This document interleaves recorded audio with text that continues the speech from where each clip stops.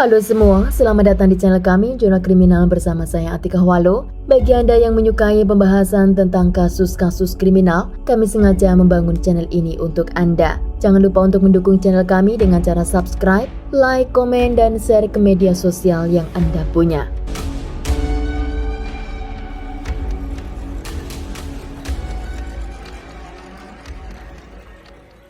Seorang wanita yang bernama Maryam Hosini, dia lahir pada tanggal 27 September pada tahun 1986 di negara Afghanistan. Saat Maryam berusia 16 tahun, ayahnya menjodohkan dan memaksanya untuk menikah dengan sepupunya sendiri yang bernama Sayyid Habib Husaini, dan dia berusia 10 tahun lebih tua. Pernikahan mereka terjadi pada tahun 2002 silam. Memang tidak semua perjodohan itu akan berakhir menyedihkan. Banyak pula pernikahan dari hasil perjodohan lebih bahagia daripada suami pilihan sendiri. Maka kasusnya bukan karena perjodohan, namun karakter dari suami atau istri itu sendiri. Seperti kasus Maryam, dia tidak bahagia bersama suaminya karena Syahid merupakan pria yang sangat posesif, agresif, juga mengontrol semua kehidupan yang dimiliki oleh istrinya. Di Afghanistan, keluarga Maryam dan Syahid hidup dalam garis kemiskinan. Namun begitu, pernikahan mereka dikaruniai 2 orang anak. Untuk merubah kehidupan mereka, Syahid melayangkan permohonan suaka kepada negara Jerman, dan ternyata permohonannya itu dikabulkan. Maka pada tahun 2013, Syahid terbang ke Jerman lebih awal bersama dengan anak laki-lakinya yang berusia 5 tahun. Sedang Maryam bersama dengan anak perempuannya yang berusia 2 tahun masih tinggal di negara Afghanistan. Pada tahun 2015, Syahid berhasil membawa Maryam dan anak perempuannya menyusul ke negara Jerman. Di Jerman sudah terdapat beberapa anggota keluarga Maryam seperti sepupu, paman, dan juga saudara laki-lakinya. Namun di sini orang tua Maryam tidak mendapat visa, maka mereka masih tinggal di negara Afghanistan. Maryam memiliki 7 saudara dan 3 saudara laki-lakinya telah tinggal di negara Jerman. Ketiga saudara laki-laki Maryam adalah Jamal, Mahdi Sayyid Husaini, dan Yusuf Sayyid Husaini. Semua keluarga ini awalnya tinggal di kamp pengungsian, namun mereka akhirnya mendapat kerja dan mulai kehidupan baru mereka. Kakak Maryam yang bernama Yusuf pindah dari kota Berlin, sedang Mahdi, adik Maryam, masih tinggal di kota Berlin karena dia bertanggung jawab untuk menjaga Maryam. Awalnya Maryam tiba di Jerman, dia memakai hijab dan memakai pakaian tradisional dari kampung halamannya. Tetapi setelah beberapa waktu tinggal di negara Jerman, Maryam berusaha untuk mengubah cara hidupnya dan mulai meninggalkan jilbab, juga pakaian tradisional dari negara Afghanistan. Lingkungan baru yang gemerlap itu membuat Maryam akhirnya tenggelam, dan di sana dia menggugat cerai suaminya pada tahun 2018. Pada tahun itu, Maryam resmi bercerai dan pemerintah Jerman memutuskan jika kedua anak Maryam jatuh ke tangannya. Maryam pun pindah dari apartemen itu dan tinggal bersama dengan kedua anaknya. Namun suami Maryam tidak senang akan hal tersebut karena di Jerman Maryam hanya mendapat surat cerai secara kepemerintahan. Sedang suaminya belum pernah mengucapkan talak, maka jika Maryam dan suaminya kembali ke Afghanistan, mereka masih sah menjadi suami istri. Maryam setelah hidup sendiri dengan anak-anaknya, dia melepaskan hijab total dan mulai memakai baju layaknya orang barat. Maryam dengan perubahannya itu, dia mendapat kerja lebih baik untuk menghidupi kedua anaknya. Di setiap akhir pekan, saudara-saudara Maryam akan datang ke rumah itu untuk sekedar bermain dengan keponakan-keponakannya.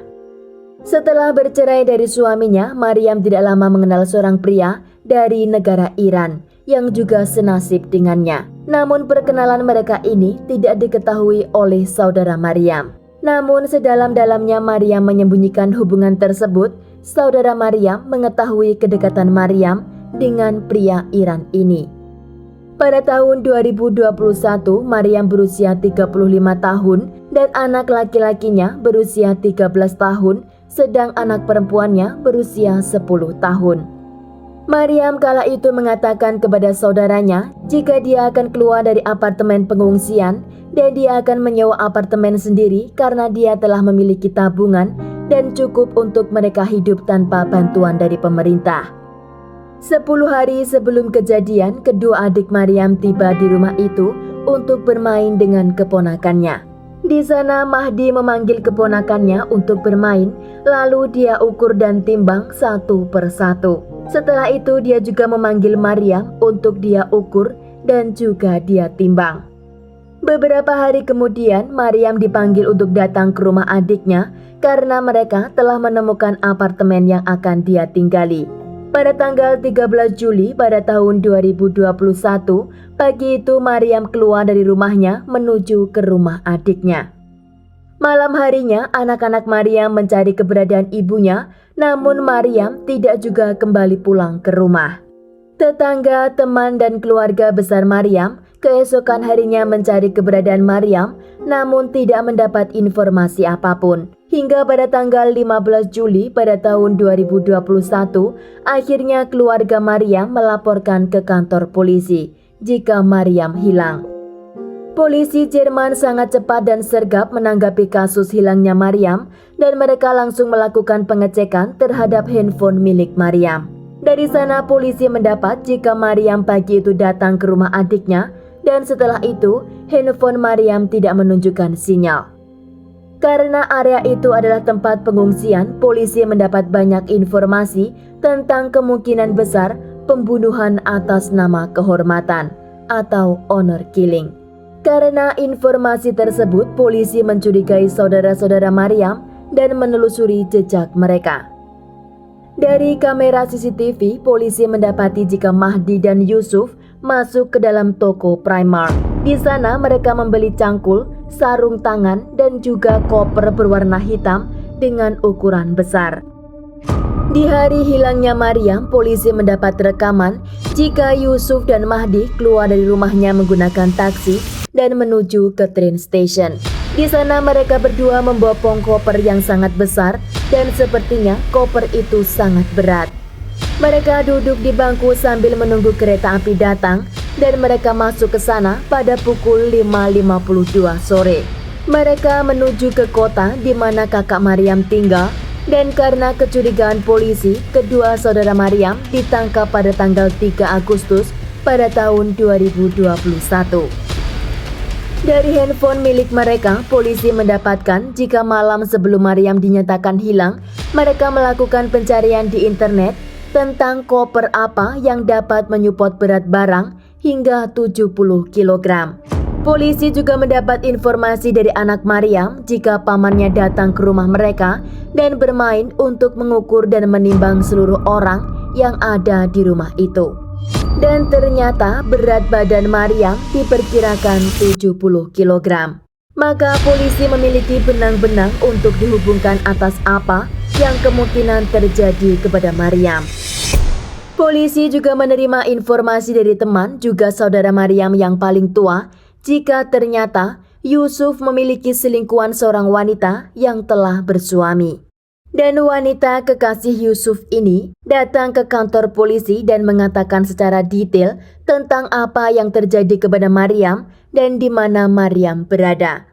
Wanita itu tidak disebutkan namanya, namun dia menjalin hubungan dengan Yusuf karena tekanan dan juga ancaman. Wanita itu menunjukkan di mana Maryam disembunyikan dan polisi langsung mendatangi sebuah hutan di dekat pertanian dan tempat itu tidak jauh dari rumah Yusuf. Pada tanggal 5 Agustus pada tahun 2021, polisi menemukan jasad Maryam dikubur dengan kedalaman 55 cm. Kondisi Maryam ditemukan dalam keadaan kedua tangannya diikat ke belakang, juga terdapat lakban di mulut dan hidungnya. Kepala korban dibungkus dengan plastik berwarna biru, sedang lehernya dinyatakan hampir terputus karena sayatan yang dalam. Polisi menemukan robekan sarung tangan menempel di lakban yang ada di tubuh Maryam. Dan robekan sarung tangan itu ternyata ada DNA milik Mahdi, yaitu adik Maryam. Polisi memintai keterangan kepada kedua saudara Maryam di ruang yang berbeda, dan di sana mereka menyangkal telah mengakhiri Maryam. Namun sayangnya ketika polisi menanyakan apa isi koper yang mereka bawa hari itu, keduanya mengatakan hal yang berbeda, dan itu sudah menunjukkan jika mereka telah berbohong.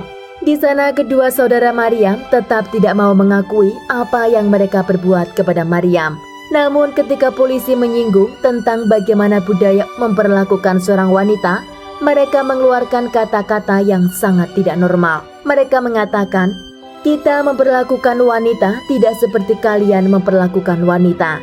Kita menganggap wanita seperti layaknya budak untuk melayani kita, mengerjakan dan menyiapkan kebutuhan kita, dan juga menjaga anak-anak kita." Walaupun polisi tidak mendapat pengakuan mereka, Yusuf dan Mahdi tetap dibawa ke persidangan. Puluhan saksi dihadirkan di persidangan itu, dan di sana ada salah satu teman Maryam yang mengatakan jika pada hari pemakaman Maryam, tidak satupun dari keluarga Maryam ada di pemakaman itu. Di sana hanya ada teman dan orang-orang yang mengenal Maryam mengantarkan jenazah Maryam ke liang lahat. Dan itu terjadi karena Maryam dianggap sudah tidak mendapat kehormatan dari keluarga. Kehormatan keluarga bagi mereka bukan terletak pada pria, namun terdapat pada wanita yang patuh kepada agama dan juga keluarganya. Maka untuk mengembalikan kehormatan keluarga, mereka harus menyingkirkan wanita yang telah melakukan kesalahan menurut mereka. Maka itu dipercaya dapat mengembalikan kehormatan keluarga.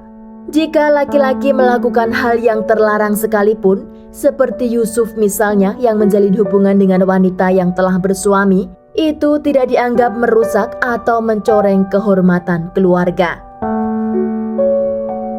Inilah kesimpulan polisi akibat kematian korban. Karena Maryam telah melepaskan jilbab, menceraikan suaminya, dan hidup layaknya orang Jerman, juga berpacaran dengan seorang pria Iran, maka kedua saudara Maryam merencanakan untuk membersihkan dari ketidakhormatan Maryam di keluarga mereka.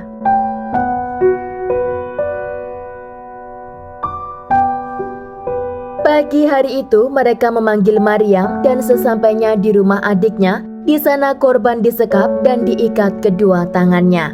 Setelah Maryam tidak sadarkan diri karena mulut dan hidungnya tertutup lakban, mereka langsung menggorok leher korban. Dan mereka membawanya ke tempat di mana jasad Maryam ditemukan. Di akhir persidangan, Yusuf mengatakan jika hari itu Maryam datang dan mereka bertengkar karena Maryam tidak lagi mengirimkan uang kepada kedua orang tuanya di Afghanistan. Dan tanpa sengaja Yusuf dengan kemarahannya itu, dia memegang leher Maryam dengan kuat hingga akhirnya dia meninggal. Dan Yusuf juga mengatakan jika itu dia lakukan tanpa bantuan adiknya Mahdi, namun pengakuannya itu sangat jauh dari bukti yang telah dikumpulkan oleh polisi. Pada bulan Februari tahun 2023, kedua pelaku Yusuf dan Mahdi dinyatakan bersalah dan mereka dijatuhi hukuman seumur hidup tanpa kemungkinan pembebasan bersyarat. Anak-anak Maryam kini hidup dengan ayah kandungnya, sedang kekasih Maryam, pria dari Iran itu menyatakan, di sini tidak ada nama dan juga foto yang jelas karena setiap dia diinterview, dia akan membalikan badannya. Karena pada umumnya, pembunuhan atas nama kehormatan bukan hanya akan memburu si wanita, namun biasanya juga akan mengejar pria yang bersangkutan. Maka dia sangat takut jika keluarga Maryam akan mengejarnya dan melakukan hal yang sama. Saudara laki-laki Maryam yang bernama Jamal diduga juga terlibat atas pembunuhan terhadap Maryam, walaupun saat itu Jamal berada di dalam sel penjara. Polisi menduga dia adalah otak dari rencana itu dan dia menyuruh Mahdi dan Yusuf untuk melakukan dan bagaimana cara melakukannya. Karena Jamal juga sering mendapat besukan dari Yusuf dan Mahdi, namun entah kenapa pada bulan Oktober tahun 2022, Jamal ditemukan tergantung di sel tahanan. Sekian kasus hari ini, jangan lupa tinggalkan like dan komen. Jika Anda tidak keberatan, klik tombol subscribe untuk mendukung channel kami. Terima kasih saya ucapkan kepada Anda para subscribers. Sekian, sampai jumpa di kasus berikutnya.